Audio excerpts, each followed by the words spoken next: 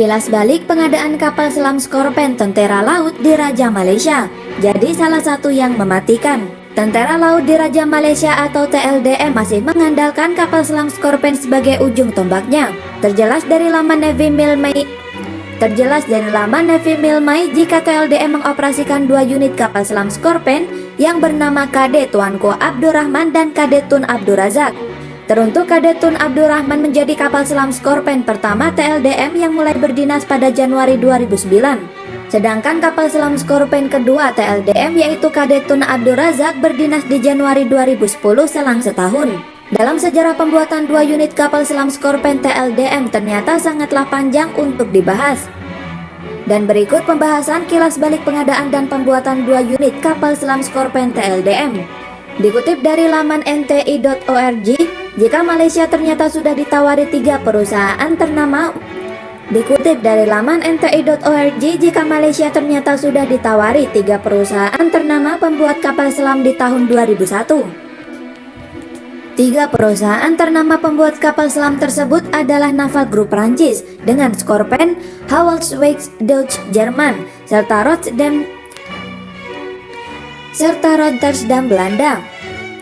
Selang setahun pada tahun 2002, Malaysia menandatangani kontrak dengan Prancis untuk akuisisi dua kapal selam diesel listrik kelas Skorpen. Dari adanya perjanjian pengadaan Skorpen tersebut, alhasil pihak Malaysia mengirimkan 156 personelnya untuk menerima pelatihan dari NAVCO selama 4 tahun.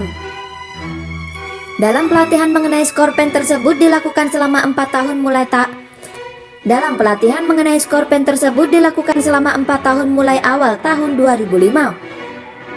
Setelah itu dua kapal selam kelas Skorpen milik TLDM ditempatkan di pangkalan yang baru dibangun di Separangga, Sabah.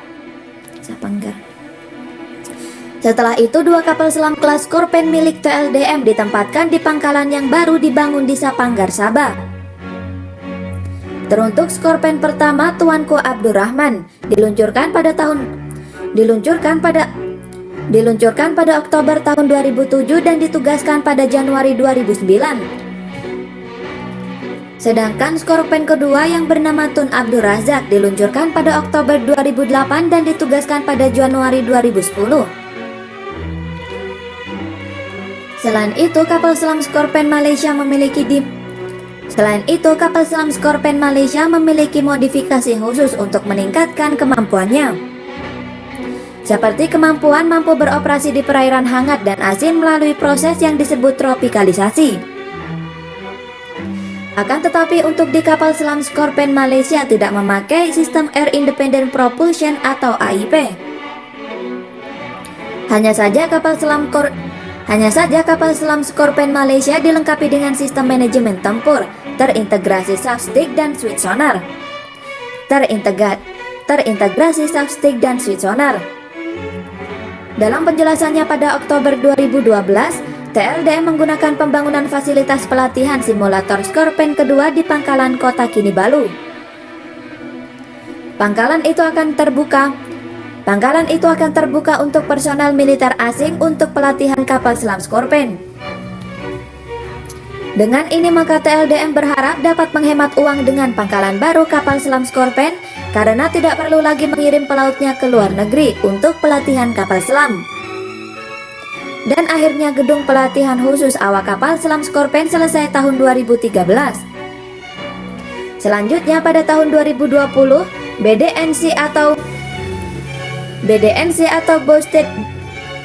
Boasted DNCS Naval Corporation juga Selanjutnya pada tahun 2020, BDNC atau Boasted DCNS Naval Corporation juga selesai memperbaiki kapal selam Skorpen kedua yaitu KD Tun Razak.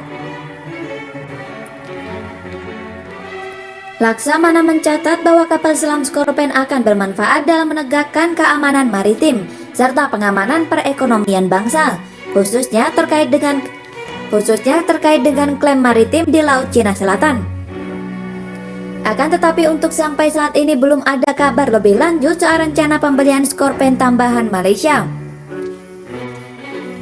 Perlu diketahui untuk kapal selam Skorpen Malaysia Perlu diketahui untuk kapal selam Scorpion Malaysia sendiri memiliki panjang 66,45 meter dengan lebar 6,1 meter dan dapat melaju hingga 20 knot saat